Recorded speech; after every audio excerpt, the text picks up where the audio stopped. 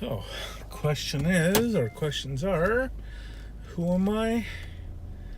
And why do I absolutely love photography and videography? It's quite a long story, so be prepared to, sit here, relax, grab a wobbly pop, a snack, and be prepared to be bored to death. I was born in the Czech Republic in 1975. Oh yeah, this is going to be a long story. Came to Canada in 1983 for those born after the year 2000. Settled here in Ottawa. Actually, my family, my parents, my 3 younger brothers. And I studied, went to school, did the accounting thing, was told you're good with numbers, so you're going to be an accountant.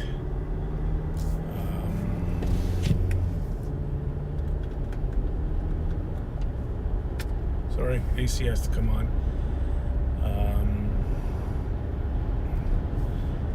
So where was I? High school, college, studied accounting and worked in accounting from 97, 98. Hated it, bored out of my mind, raging alcoholic. Anyway, switched to IT in 2000. I've been doing IT ever since. It's 2019. I've done contracts out the yin yang. Can't find a personal or a permanent job. So you know what? It's time to make my own. I'm probably going to take on 1 or 2 more IT contracts while I start this off and get it rolling. I'm planning on doing at least 1 or 2 videos a week about my life and about how much I love photography. How did I know I wanted to be a photographer? Well, it started off when I was maybe 11, 12 years old. My dad and a friend of his took my younger brother and I, so that's a truck. My father and one of his friends took my brother and I up to Algonquin Park, which is about 2 hours northwest of here in Ottawa. Excuse me. And I remember that trip like it was last weekend. It was an amazing trip. There are 3 particular things that I remember about that trip. Number 1 is carrying a damn canoe, those tents, mattresses or fill up air mattresses, everything portaging from lake to lake to lake. Sorry about the sound. Using the iPhone 8 Plus and the internal mic. Anyway, that weekend, I remember portaging, carrying all that equipment. Second memory is sorry about the video being shaky. Hopefully I will fix that in post. Second thing I remember is catching my first fish.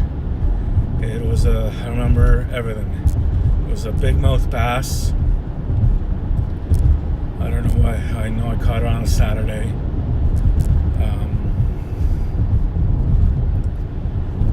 I just remember it jumping out of the ground. First off, I remember it pulling like crazy. And my dad saying, no, you're caught on underwater wood, because I was close to a beaver dam. So don't break the line, don't lose whatever. And then all of a sudden, the big mouth bass just jumped out of the water and it was the perfect, Kodak moment, as they say. And yeah, I remember jumping, water going everywhere over its tail, and landing it back in water and reeling it in. It took me, 5 minutes to reel it in. But it's just that memory that, you'll never forget. Third memory out of that trip is us going down to a beach or a clear landing on the lake, on the edge of the lake, and it was a clear, moonless night. If you ever get a chance to go to like a national park in whatever country you're at that's far away from the city, far away from the lights, far away from the noise pollution, you'll remember being surrounded by nature. Here in Canada or Ontario, we've got the loons. It's bird, waterfowl, and it's just crying out at night looking for its mate. Is just the sound you'll remember for the rest of your life. And that night, it was a clear moonless night. And just the stars. I mean, you could literally read by the starshine. Just the amount of pinpoint perfect stars in the Milky Way rising in, over you in the night sky. That was my first, perfect weekend.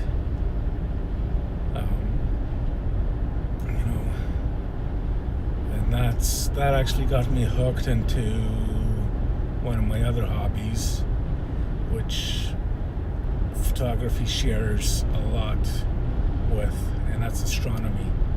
Because if you've ever done astrophotography, if you get it right, the pictures you get are just stunning. If you can't get anything going, you'll get really frustrated. At that time, I was between the ages of 10 and 12, and I was probably closer to 10, 11.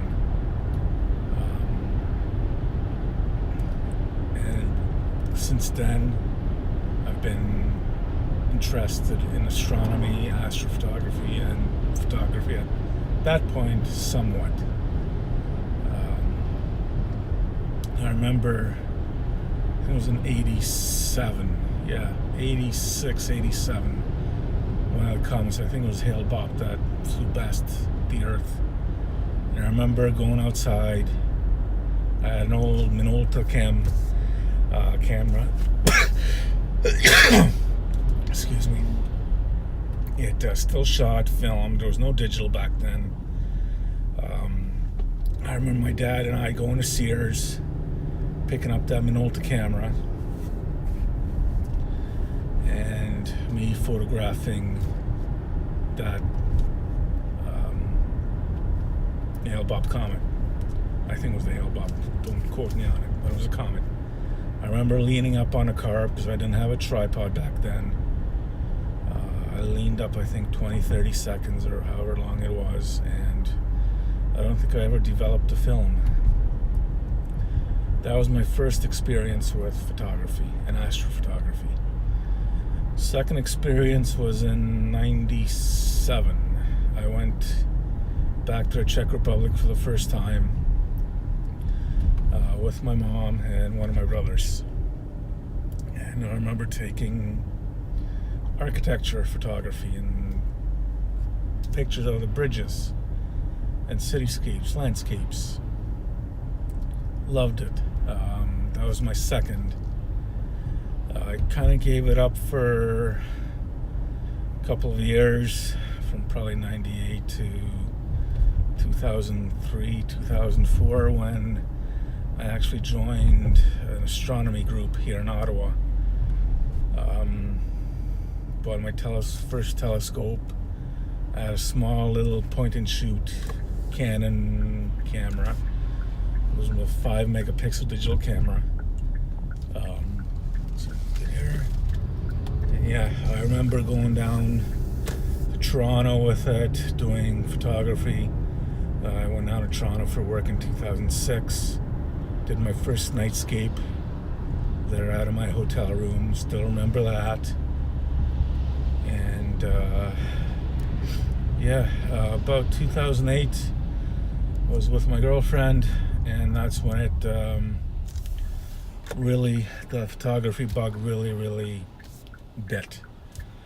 I kept upgrading cameras like every 6 months. Stay with Canon, and here I am, 2019, shooting a Sony a7 II full frame camera, 24 megapixel with a 24-240 lens. I mainly shoot landscapes, wildlife. There's a park close to here, about 45 to an hour, 45 minutes to 60 minutes away from Ottawa. That's between Ottawa and Montreal, called Park Omega. I spend a lot of time there. I spent a lot of money entering that park just to get photography of various types of animals, from wolves to owls to buffalo. In 2010, I took a course or a certificate program at Algonquin College here. Starting April 2012. In April of 2010. In October of 2010, I went to do a shoot with some friends up in Gatineau Park. It was fall, and the leaves were changing, so it was very, very beautiful. It was very colorful. I left home about 8:30, 9 o'clock in the morning. Met up with my friends. It was actually a model shoot up on Algonquin Park, Gatineau Park. I did that for 6-7 hours. Got home between 5 and 6. Nature called. Did that. Had to do the guy thing, scratch, and something felt oddly wrong. There's how could I put this? One of the guys, one or two, was the size of literally a small orange, and it was quite disturbing, a shock, I would say.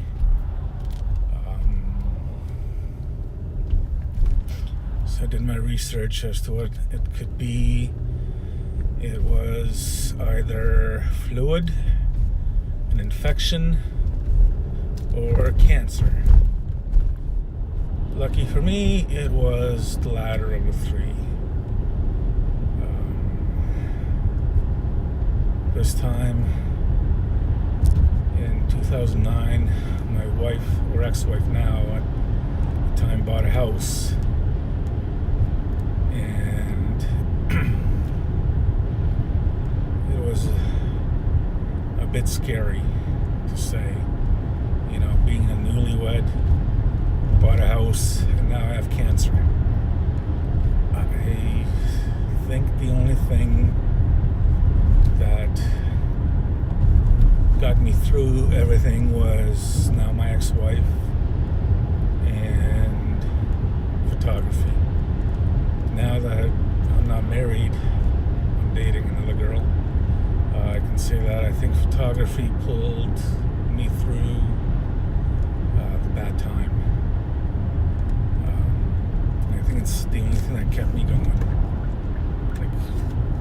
Inside, I knew that I wanted to survive, just to do more photography, and I knew with the type of cancer I had, excuse me, I wouldn't have kids.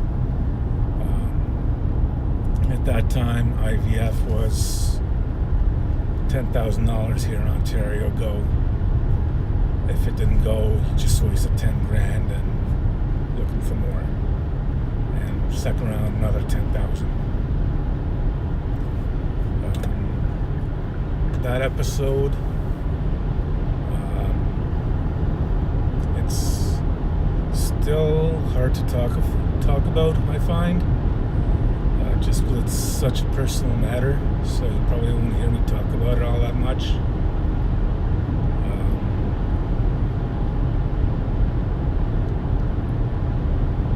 I don't play a victim. I'm not a victim. I've never been a victim of anything. I don't need pity. I don't need sorrow. I'm here. I survived.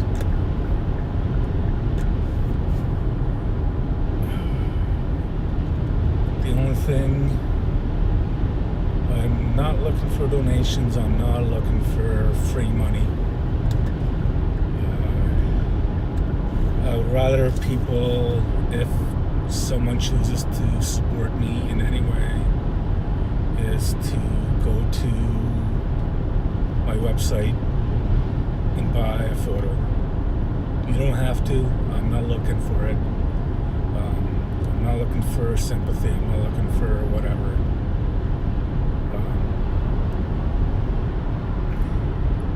Just saying, I really, really love what I do as far as photography goes. I know it makes me a better person. After having a bad week, I'll just grab my camera, go somewhere, and shoot photos for a couple of hours, or a day, or a weekend. I bought this SUV back in January, this year anyway, February. Bought, blow-up air mattress and a sleeping bag. And this summer, I am planning on going up to Algonquin Park, up to Tremblant, may even hit the eastern provinces, sleep in the back of the car, and, live out of the car for the weekend, or 4 days, if I decide to take 4 days off, or a couple of days off from work, once I get work. I'm actually in between contracts right now. It's government year end, so nobody's looking to hire right now, especially in Ottawa, in government. And like I said before, I'm probably just going to take 1 or 2 more contracts here in IT, and if it's a year-long contract, it's a year-long contract, but at the same time, I am going to do more video, more YouTube stuff. I'll post links to like my Shutterstock. Heartburn. I'll post or I'll link my photography portfolios in the description of this video. And if you feel the need, or if you want, I'm not pushing. If you want to buy some photography, or if you're in Ottawa and want to book me to photograph your family, I'll be there. I'm not expensive, and I'll get it done in like a weekend or a couple of days, because I'm probably going to be gone the weekends to a park or out somewhere. But I guess one of the questions I wanted to answer is, what does photography mean to me? And to me, it's an escape where I can be myself, where I can shoot whatever I want to shoot, how I want to shoot it. it relaxes me. I think it's one of very few things that relax me. Probably another one being my girlfriend right now, who I love very much. And yeah, I mean, I started IT in 2000. It's 2019. I'm still doing IT, and I'm still doing photography, and photography is the best thing that's probably ever happened to me, amongst other few things. I know there's going to be trolls and a lot of people putting me down, and that's fine, because I know the trolls that are, jealous asses, useless tools that amount to less than nothing.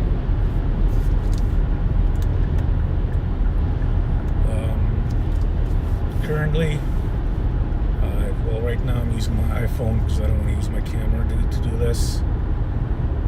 Sorry for the audio quality and the sounds. I am going down the highway at 120 kilometers an hour. I should perhaps slow down, but I'm keeping up with traffic.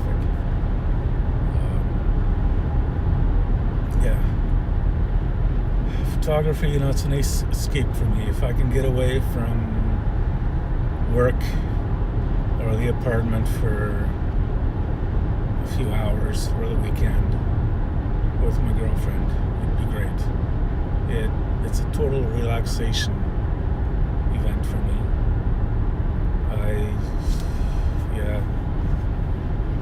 Cancer, it's a bitch, but it's also good. It made me realize what I wanted to do with my life, what I wanted. If other people don't like that or don't want that for me, that's their problem, not mine. It's, in the end, my life, and I'll do what I want with it. And if it makes me, poor, it's not about money. Photography's never been about money. I do it just for the pure enjoyment, for creativity.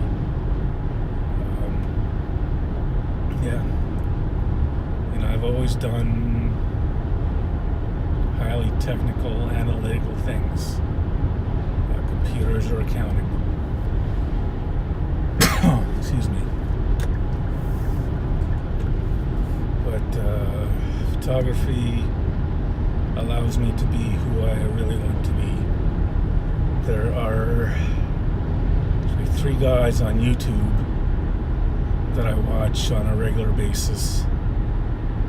Ted Forbes of Art of Photography is one. There's Thomas Heaton.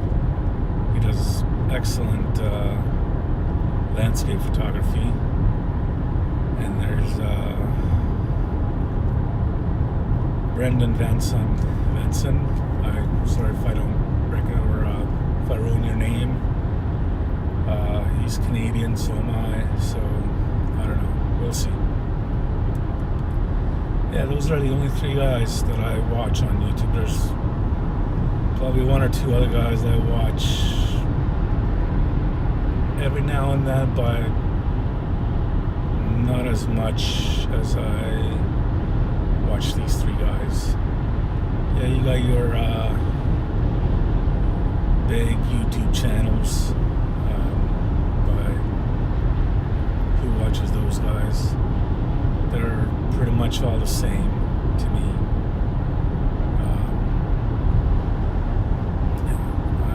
You know what? They are what they are. They're popular. That's great. That's good for them. I'm not going to bash them for being popular or doing what they do. I'm here just to be me. If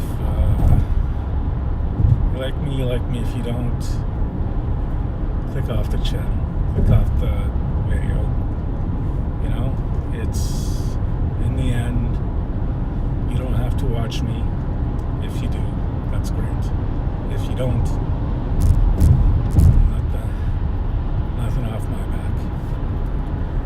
Alright, so I guess I'm getting close to the restaurant to meet my girlfriend for dinner at 4 o'clock. Yep, old. So I'm gonna let you guys go. So stay tuned for the next episode of Joe Knows What.